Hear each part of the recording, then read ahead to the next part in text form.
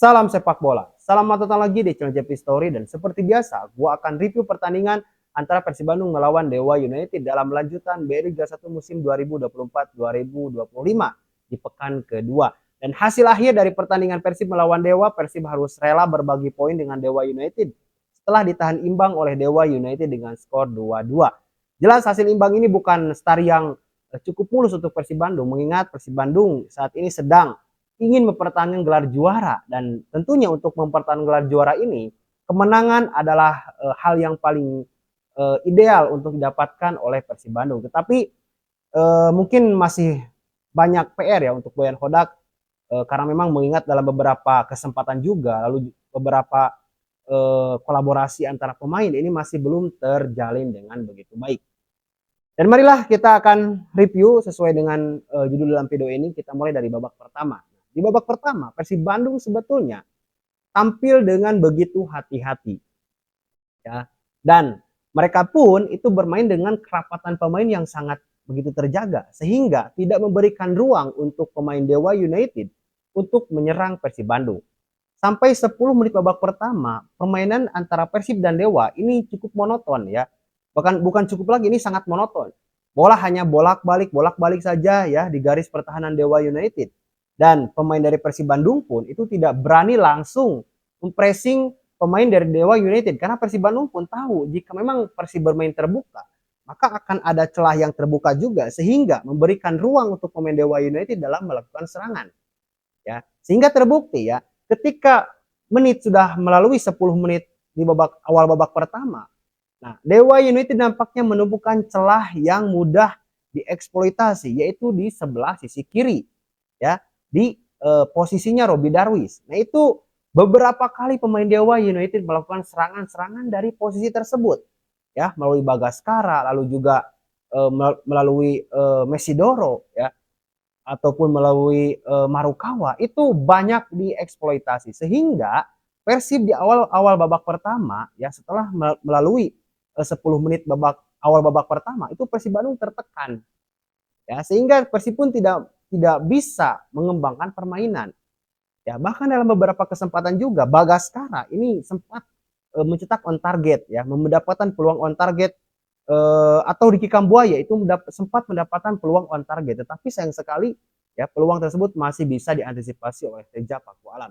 Dan nampaknya Persib pun melawan Dewa ini itu tidak memainkan Kevin Rey Mendoza, tetapi lebih memilih Teza Paku Alam yang dipercaya tampil di sejak awal menit babak pertama sampai dengan babak kedua ya, melawan Dewa United ini.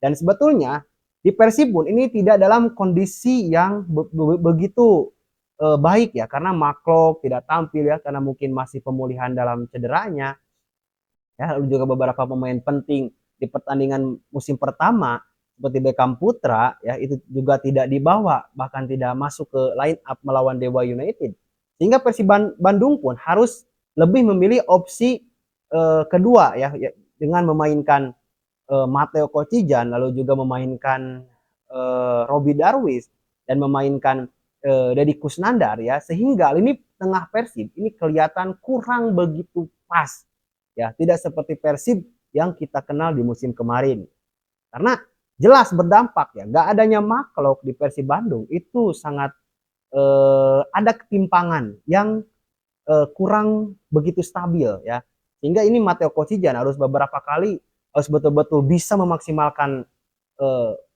memaksimalkan kesempatannya ya yang diberikan oleh Boyan Hodak untuk menggantikan posisi dari Maklok ini. Memang beberapa kali juga Matteo Kocijan tidak begitu efektif ya dalam melakukan pergerakan, lalu juga dalam melakukan umpan-umpan ke lini tengah ya untuk menemukan David da Silva. Beberapa kali juga hal tersebut itu banyak gagal ya dilakukan oleh Persib Bandung. Dan Dewa United juga mereka paham ya, ketika tidak ada Maklok di lini tengah Persib Bandung, mereka pun melalui Hugo Gomez atau yang sering kita kenal sebagai Jaja, itu mudah mengobrak-abrik atau mengobok-obok ya lini tengah dari Persib Bandung, sehingga sepanjang laga ini ya, lini tengah Persib Bandung itu mati, tidak bisa bersaing dengan pemain-pemain dari Dewa United. Hingga tiba saatnya di menit ke-21, Tyrone Delpino mendapatkan kesempatan yang mendapatkan umpan dari Dimas Derajat kalau nggak salah, dan tendangannya itu berhasil merobek jala yang dikawal oleh Stephen. Ya. Sehingga Persib Bandung di menit ke-21 itu unggul 1-0. Jelas ini ya sesuatu hal yang sangat positif. Tapi setelah keunggulan tersebut Persib Bandung tidak bisa mengulang ya peluang yang sama, sehingga Persib Bandung kembali harus bermain bertahan. Nah ini ya yang unik dari strategi dari Boyan Hodak. Boyan Hodak ini bukan tipe pelatih yang lebih ingin menguasai bola terlebih dahulu, tetapi lebih mementingkan hasil akhir. Nah hasil akhirnya pun ini dalam laga ini sebetulnya kurang begitu baik gitu, karena beberapa kesempatan Persib gagal ya, dan beberapa kesempatan juga Persib pun harus uh, bolak-balik dari lini tengah ya ke lini belakang untuk mempertahankan serangan atau untuk mengantisipasi serangan-serangan yang dibangun oleh pemain Dewa United. Sampai dengan menit ke-48, nah barulah ya gol dari Septian Bagaskara ini mengubah papan skor ya dengan hasil akhir di menit di babak pertama ini dengan skor 1-1. Jelas dengan skor 1-1 ini Persib Bandung harus kembali ya melakukan recovery posisi sehingga ya sampai menit istirahat babak pertama ini Persib Bandung masih juga belum menemukan komposisi serangan yang seperti di gol Teron Delpino di menit ke-21. Babak kedua, ini ada perubahan dari Boyan Hodak dengan mengganti David Da Silva oleh Melson Lima. Yang ternyata hadirnya Melson Lima ini tidak begitu banyak mengubah jalannya pertandingan. Persib Bandung tetap dalam masalah utamanya yaitu kreativitas dari lini tengah itu hilang ya karena tidak ada Maklok yang seperti saya katakan tadi. Ya, dalam beberapa kesempatan pun Persib Bandung ya sepanjang babak kedua hanya bisa menunggu ya counter attack-nya tidak jalan karena tidak ada pemain yang dapat menguasai bola di lini depan ya karena tidak ada David Da Silva. Nelson Lima pun itu seperti tidak ada di babak kedua, seperti tidak main ya. Persib seperti hanya bermain dengan 10 pemain. Karena peran dari Nelson Lima ternyata tidak begitu efektif, tidak begitu baik. Ya, yang jelas ini memberikan banyak kesempatan untuk pemain dari Dewa United dalam mengeksploitasi ya lini pertahanan dari Persib Bandung. Tetapi Persib Bandung lebih mendapatkan kesempatan lebih awal ya, yaitu Teron Delpino. Ya, di awal-awal menit babak kedua itu lebih cepat bisa mencuri gol ya lewat umpan yang diberikan oleh Dimas Derajat ke Ciro Alves. Ciro Alves memberikan umpan manis kepada Teron Delpino, dan Teron Delpino ini masuk dari lini belakang atau masuk dari belakang pemain bertahan dari Dewa United sehingga bolanya bisa tercuri, hanya membelokkan sedikit bolanya sudah masuk. Nah, merespon gol ini Dewa United juga tidak tinggal diam, mereka langsung bermain terbuka. Nah, sehingga tiba pada saatnya Egy Maulana Fikri ini lepas ya dari pengawalan Robi Darwi sehingga ya Persib Bandung harus kembali rela disamakan oleh pemain Dewa United di menit ke-60-an. Nah, merespon hal ini Persib Bandung banyak melakukan pergantian ya.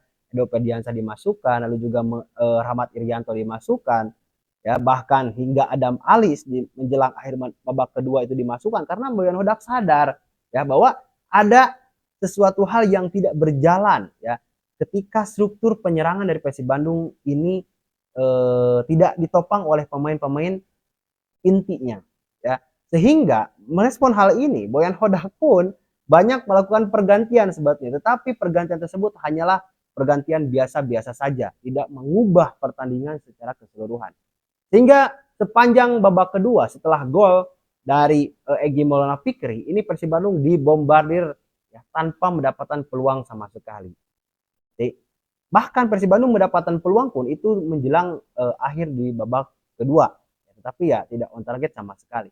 Ini yang harus menjadi catatan oleh Boyan Hodak ya, karena tidak adanya Maklok, tidak ada David Da Silva, nampaknya Persib Bandung sedikit, bukan sedikit bahkan kecanduan ya, karena ditinggalkan oleh David Silva dan Maklok. Nah ini harus dibiasakan oleh Boyan Hodak, ya. Jangan terlalu bergantung kepada pemain-pemain tertentu ya, dan ketika memang tidak ada David dan Maklok ya, Persib pun tidak punya opsi yang begitu jitu dalam melakukan counter attack, dalam menyusun serangan. Hanya gitu-gitu aja gitu ya, tidak sampai membahayakan ya. Dan jika memang ini dibiarkan ya amit-amit ya, bahkan kemungkinan terburuknya jika David misalnya cedera lama, juga McLaughlin pun cedera lama, ya ditambah pemain-pemain kuncinya lagi seperti Ciro juga mungkin ikut cedera. Nah, ini tidak akan ada pemain-pemain yang mampu menggantikan peran-peran mereka. Ya, karena Persib terlalu bergantung ya kepada David da Silva, kepada Ciro, kepada McLaughlin di tengah. Nah, ini yang harus segera diselesaikan oleh Boyan Hodak. Dan sampai saat ini pemain asing anyar Persib Bandung ini belum menunjukkan progres yang memang sangat menjanjikan di Persib Bandung. Ya, Mateo Kocijan masih gitu-gitu aja, gitu. Tidak terlalu menonjol. Apalagi yang terbaru Nelson Lima itu sama-sama aja, ya B aja gitu ya, tidak terlalu seperti yang banyak dibicarakan oleh para bobotoh dan para simpatisan Persib Bandung yang lainnya. Ya, ketika saya cross check permainannya memang seperti itu aja, tidak terlalu banyak menonjol. Dan hanya Gustavo Prangka pemain anyar dari Persib Bandung yang kelihatannya lebih cepat beradaptasi. Bahkan Gustavo Prangka ini banyak memerankan peran-peran vital ya bersama Nick Kuipers di lini pertahanan dari Persib Bandung. Nah, Matteo dan Nelson Limo juga ini harus segera menyesuaikan diri ya. Bahkan jika saya memilih daripada memainkan Mateo Kocijan, ya Boy Hodak lebih baik memainkan Rahmat Irianto sejak menit awal. Karena dengan hadirnya Rahmat Irianto ini lebih paham dan pengaruhnya ya akan lebih besar daripada adanya Mateo Kocijan. Dan dengan adanya Mason Limo sebetulnya lebih baik adanya Teron Delpino ya daripada ada Mason Limo, karena dalam pertandingan ini ya Mason Limo itu banyak tidak banyak memainkan perannya, padahal perannya sangat begitu vital ya, yaitu menyusun serangan Persib Bandung dan menjadi arah hubung antara lini belakang dan lini serang dari Persib Bandung, yaitu peran Nelson Limo. Dan belum kelihatan lah sejauh ini ya, mungkin di pertandingan selanjutnya ya Nelson Limo dan Mateo Kocijan akan lebih baik dalam bermain. Dan itu yang bisa gue sampaikan. Terima kasih. Silahkan like jika Anda menyukai video ini, dan juga tekan tombol subscribe dan tulis di kolom komentar. Jika kalian punya pendapat atau masukan yang ingin kalian sampaikan, silahkan tulis di kolom komentar. Terima kasih. Gue JP Story. Kita berjumpa lagi dalam video selanjutnya. Salam sepak bola.